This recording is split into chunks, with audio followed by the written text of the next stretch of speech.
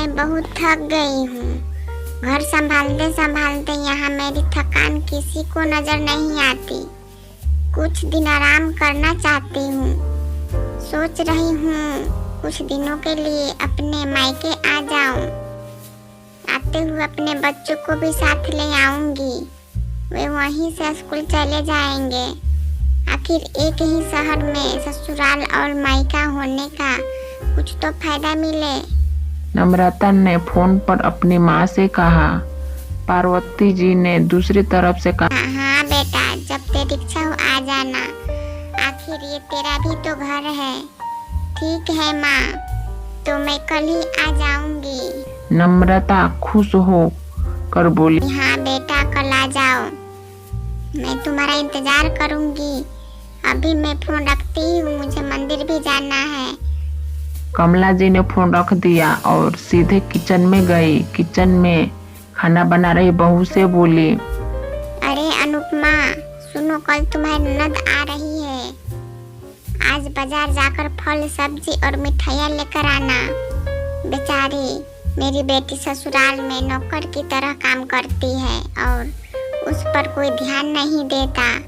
यहाँ आएगी, कुछ दिन रहेगी तो उसका मन और तबीयत अच्छे रहेंगे। सास के मुंह से ऐसी बातें सुनकर अनुपमा का चेहरा उतर गया।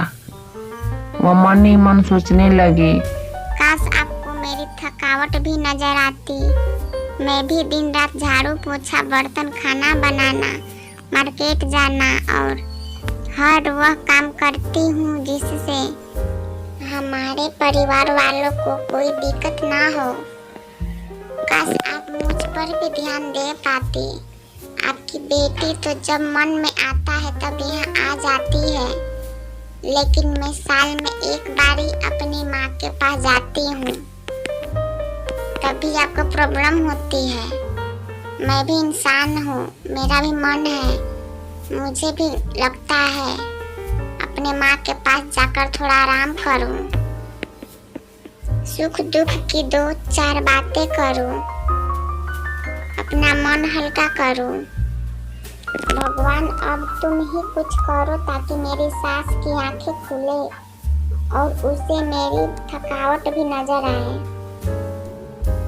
शाम तक भगवान ने जैसा अनुपमा की सुन ली और उसकी ननद का फोन आया।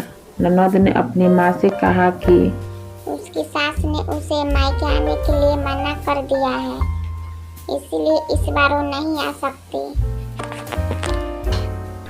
पार्वती जी बोली, ऐसे कैसे मना कर दिया? पहले तो कभी वो तुमसे आने के लिए नहीं रोकती थी। इस बार भला क्या हो गया? लाओ मेरी बात कराओ, उसने मैं समझाती हूँ। नम्रता ने फोन अपनी सास के पास दिया। पार्वती जी ने कहा, नमस्कार समधन जी, आपसे कुछ कहना था। समधन जी ने कहा, कहिए।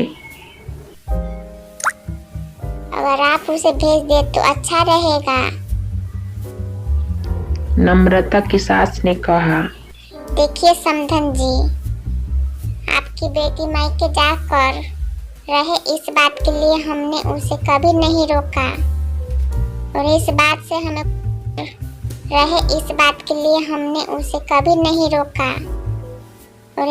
से हमें कोई प्रॉब्लम है भी नहीं। कुछ दिनों पहले मैं अपने रिश्तेदार के शादी में गई थी। वहाँ आपकी बहू अनुपमा की माता जी से मिलने का मौका मिला। उनसे गपशप करने के दौरान उनकी बातों से पता चला कि अनुपमा को साल में एक ही बार अपने मायके जाने को मिलता है और वह भी बहुत कम समय के लिए।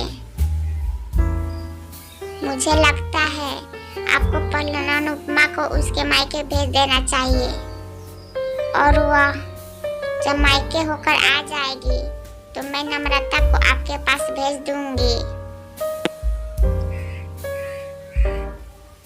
एक बहुत जरूरी बात जो तुम्हें लगता है आपको समझ लेनी चाहिए कि आपको अपनी बहू को भी बेटी की तरह या बेटी से भी ज्यादा प्यार देना चाहिए। उसे भी मायके जाने की इच्छा होती होगी। हो सकता है नम्रता के वहां आने से उसकी आवभगत करने के लिए आप उसे उसके मायके नहीं भेजती होगी, या फिर वह आपसे कुछ कहने से डरती हो। अगर आप उसको घर में ही कैद रखेगी तो एक दिन ऐसा आएगा जब वो आपके खिलाफ बोलने लगेगी, फिर वह आपकी सुनेगी भी नहीं और जब चाहे तब अपने मायके जाएगी।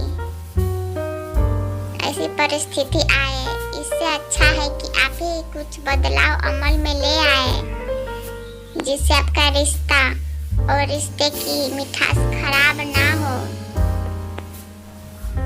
पार्वती को अपने समधन के हर एक शब्द में सच्चाई नजर आई।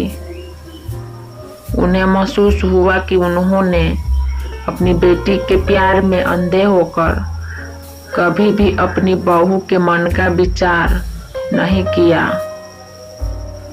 उन्होंने हमेशा ही अपनी बेटी को अपने बहू से ऊपर रखा। दूसरी तरफ नम्रता भी अपनी भाभी के बारे में हो रही इस बातचीत को सुन रही थी। उसने भी रियलाइज किया कि वो कभी भी अपनी भाभी के साथ ठीक से बात नहीं करती और जब वह अपने मायके जाती है तो भाभी थोड़ी उदास रहती है। पार्वती जी ने अपनी बहू को बुलाया और उससे कहा कि अनुपमा, कुछ दिनों के लिए नम्रता नहीं आने वाली है, इसीलिए पहले तुम अपने मायके होकर आओ। यह सुनते ही अनुपमा का चेहरा खिल गया, क्योंकि यह पहली बार था जब उसकी सास ने सामने से उसे अपने मायके जाने के लिए कहा। अगले दिन अनुपमा अपने मायके गई और इस बार 1-2 दिन नहीं, पूरे हफ्ते भर रह कर आई। अपने माँ बाप से, अपने रिश्तेदारों से मिलकर आई और जब वह लौटकर आई तो उसका चेहरा खिला हुआ था, उसकी आंखें चमक रही थी।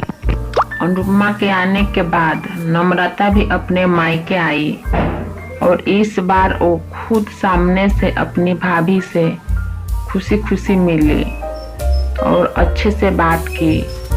नम्रता ने अपनी माँ से बात करके उन्हें भी अच्छे से समझाने में मदद की कि वह कहीं ना कहीं अनुपमा के साथ गलत व्यवहार कर रहे थे। दूसरी तरफ अनुपमा अपने ससुराल वालों के बदले रवैये से बहुत खुश थी।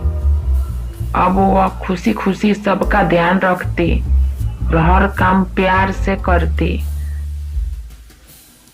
वह ध्यान रखती कि कोई भी ऐसी बात या काम ना करे जिससे घर में तनाव का माहौल पैदा हो।